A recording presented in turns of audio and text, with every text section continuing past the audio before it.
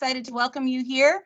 This morning we're having a session on our counseling resources and our counseling team, and it's led by Mrs. Amber Fisher, who is our new school counselor at Dolvin, and we're super excited to have her here working with us.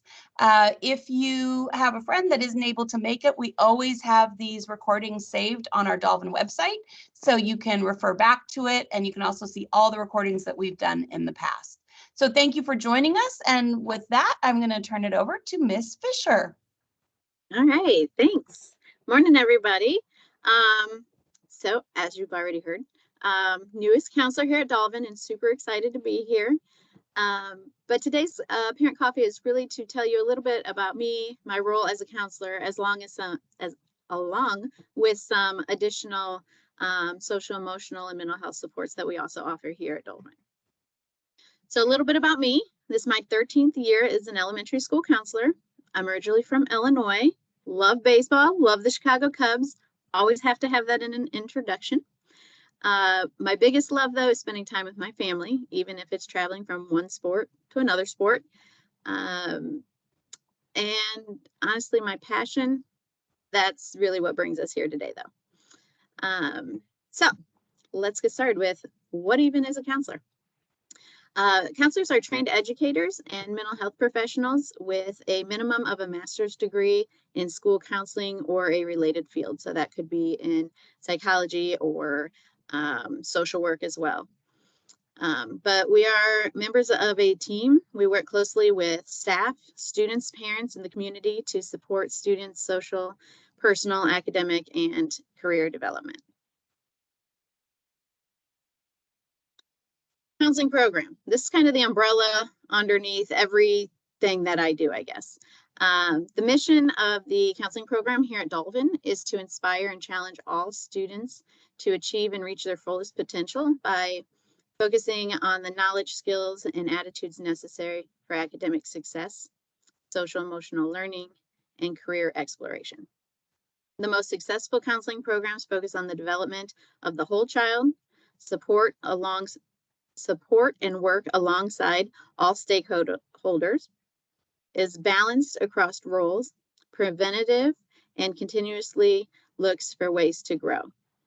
It is my goal to create a counseling program in this nature so that is also driven by student data and needs. Right now, it is my goal just to create a counseling program, and I'm super excited to get started.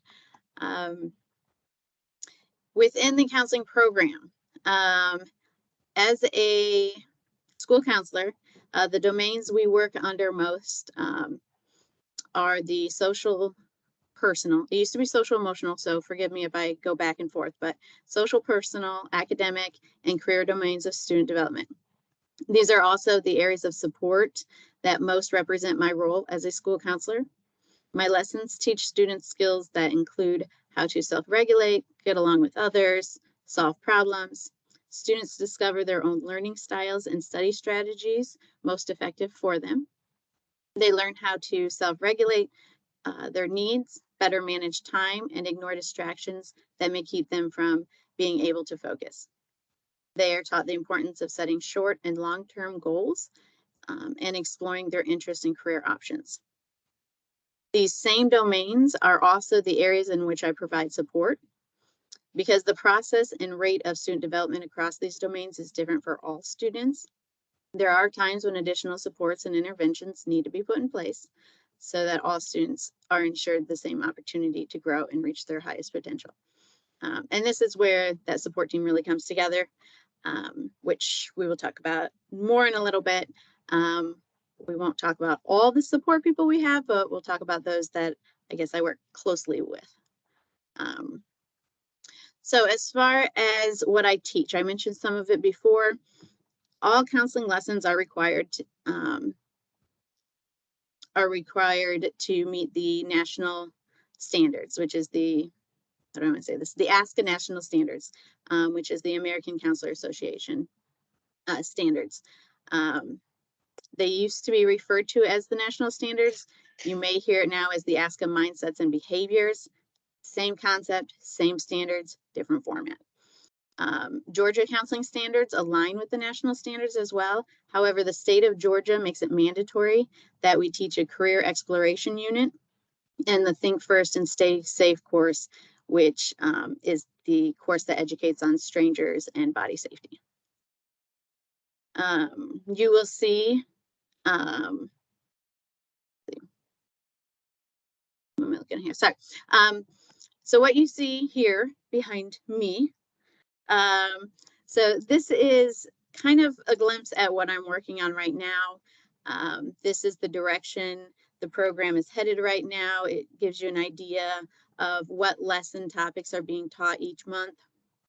These lessons align with what the school and teachers are already teaching in terms of the Rethink Ed lessons. So they kind of, this way, as I'm teaching, the teachers are teaching the same concept and students are clearly getting the message, hopefully clearly getting the message.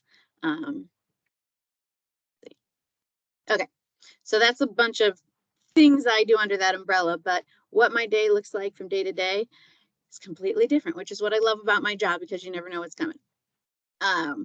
But at work, 80% of my workday is spent providing direct services to students and families. The direct services are face-to-face interventions, classroom lessons, small groups, individual check-ins, responsive support, and addressing the guiding challenging students. The remaining 20% is spent providing indirect services, which would be anything that is not working directly with a student, such as consulting with teachers and parents, creating and implementing student plans, coordinating 504 plans, making referrals to outside agencies, and facilitating any additional programs or events such as Be the Voice that we are doing this year, Red Ribbon Week, World Kindness Day. We will soon be starting the No Place for Hate program as well. So that's a mix of it all. I know it says 80-20. Obviously, it really depends on the day, but that's what we aim for. Okay, so this I get a lot of questions on. Okay, is my role as a counselor confidential? Yes. My number one goal with students is to build trust and rapport and provide them a safe environment to express their emotions. So if a student comes to see me, I don't necessarily call the parent every time. That being because it's not something of crisis. Typically, we all have bad days, and so some students have a bad day, they may come down here just to calm down, they may get a bad grade, they may be upset about that. So there's lots of different reasons that kids come here. The way I kind of explain it to the students is that this is like your safe place away from home. So if you need to get out any frustrations, anger, cry, scream, whatever it may be, we talk about how that's not appropriate in the classroom. However, this is a great place to let it out, and we practice on ways to regulate ourselves. In situations where confidentiality would be broken, would be if a student were to say that they're going to harm themselves or someone else, or if they give me permission to share information. So there are some things that students tell me that are not putting them necessarily in danger, but I feel it is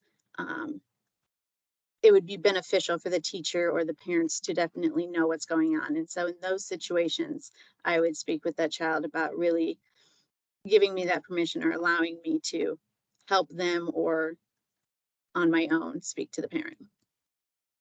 So that can get confusing sometimes. I know sometimes kids come home and say, I spoke to Miss Fisher today, and they hear counselor, and that can be alarming sometimes.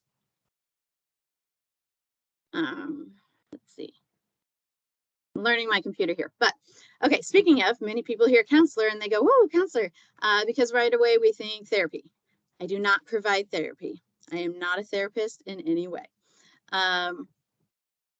Even though we are trained and able to work with students in a therapeutic environment, we are not able to diagnose or treat mental illness as a therapist would be able to in a private practice. And so in situations where we feel that outside agencies therapy or something beyond what we can tackle here at school is necessary, then we would look at referring out. Can school counselors fix students? Of course we can. Not really. No, unfortunately not. We cannot fix students. My magic wand broke long ago, as I tell the students. But I am here to provide all the supports I can to help them. However, I cannot magically fix the problem, and I will never solve it for them. Students sometimes say, "Oh, remember that time you helped me or you solved that problem for me?" I said, "No, I don't remember that time because I never solved it."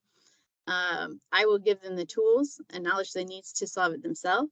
I will be by their side the whole way. I will be there for any support they need, but ultimately it is their job to learn how to solve their own problems. And so that's a big part behind when it comes to problem solving, is empowering them to be able to solve their own problems. All right, so I talked about other resources that we have that are on our support team that we work together. I am here 5 days a week, which is amazing for me because I love this place and it's home. And we have some additional people that we'll talk about here in a minute. They are here one or two times a week, but they are part of our support team here at Dolvin, and they all provide an array of services that are all essential to meeting the needs of all of our students and families. So the one joining us right now happens to be Meet Your Social Worker, Mr. or Dr. John Berger. So I'll let him take that over. Good morning, everyone, and I am so excited with all the possibilities of being at Dolvin. This is my first year at Dolvin as well. I have been in the district 19 years. My other school assignments, because social workers sometimes get confused with miracle workers, the expertise and all of that, I do have other school assignments. So I am primarily at Autry Mill Middle School, Monday, Wednesday, and Friday. I'm at Metlock Elementary on Tuesdays, and I make myself available to Dolvin on Thursdays in between all our other duties, care teams and social work departmental staff meetings. So we're expected to be an instrumental part of a multi-tier system of support in all of our schools, have that connection with PBIS, and it's a very interesting job that I've enjoyed for about 28 years between Fulton County, DeKalb County, and I'm originally from Broward County. That's where I got my start in the school system as a social worker back in 1994.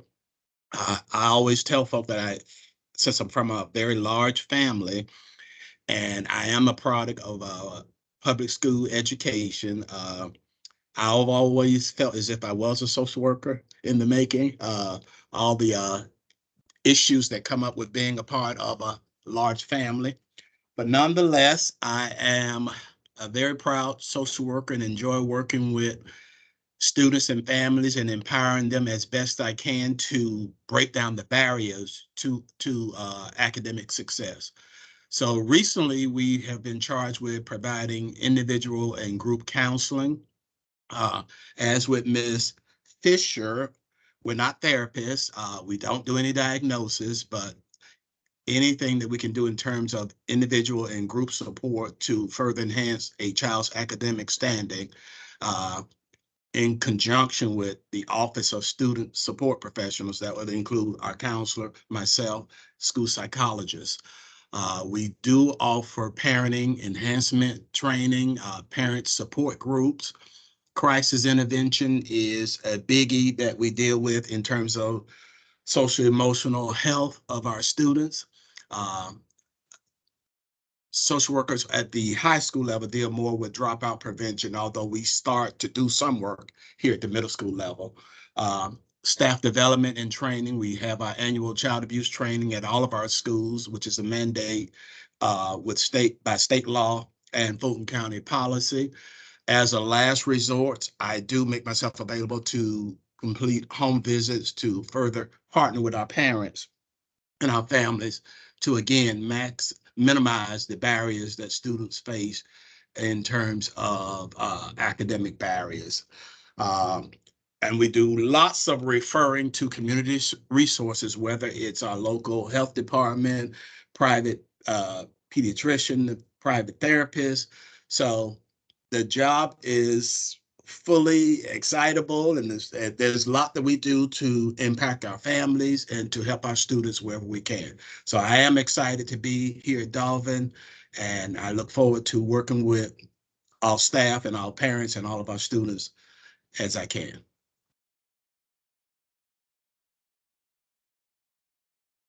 Oh, I wasn't on, sorry. Thanks, Dr. Berger. So that's one piece, or I should say an additional piece to our team. We also have, who cannot be with us today, is our school psychologist, Susan Lesh. School psychologists, their service includes individual and group work, as well as conducting psychoeducational evaluations for students suspected of having a disability that would require special education services. Let's see, Ms. Lesh collaborates with all stakeholders to best meet the educational goals and objectives of students. If you see there's a theme going on, we kind of all work together for the needs of the students. But she is also in on our student support team meetings and our eligibility meetings for 504s, as well as IEP meetings. And then the last person that we have that I'm going to talk about today is our on-site therapist from Summit Counseling Services. Summit Counseling is the counseling center that Dolvin partners with to provide in-house services. Everything there is confidential. They do mental health therapy. These are actual therapists that can do this. So it's nice to know that we have this option to families who, especially if they can't make time work for an appointment outside of school, this is very convenient. It's a nice way to add to another layer of supports to the school. But some things that she covers as well, I mean, anxiety, bullying, depression, there's a whole list of things, as you guys can read up there. What I really want to point out is she specializes in play therapy, cognitive behavior therapy, and dialectical behavior therapy. That one's new for me, but apparently it's a modified cognitive behavior therapy. I personally love that she does play therapy, especially in an elementary school. I think that's extremely beneficial and kids get a lot from that. And I guess my head's in the way. So there you go. The main goals of cognitive behavior therapy and DBT are to teach people how to live in the moment and develop healthy ways to cope with stress and regulate their emotions. So if you notice, we all do a very similar job, but we cover a much larger population together. Honestly, that is all I really have for you guys. So I guess we open the floor to questions if you have any.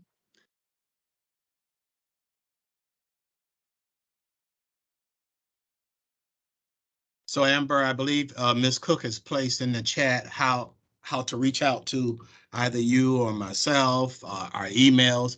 I'm also available via county cell phone. That number we'll put in the chat, but it's 404-583-8302. If we have a situation with any of our students or families that you deem as urgent or an emergency, you can always reach me via email and or the district's cell phone. I can also throw my phone number in here. I think one big thing I really want to get across is that I myself as a parent, I don't ever know who to go to in a school sometimes when I have a question about my child, and it may be completely off the wall and people may think I may sound crazy, and I may, and that's fine. But I know that we all have those moments and we all feel like we need something for our child, maybe something for home, or we have questions that we're just completely unsure of. Reach out to me. I wish I had all the answers. I don't, but I definitely will help you find them. And together, hopefully we can get answers to whatever might be most pressing. So, but really don't hesitate to utilize me. That is exactly what I'm here for.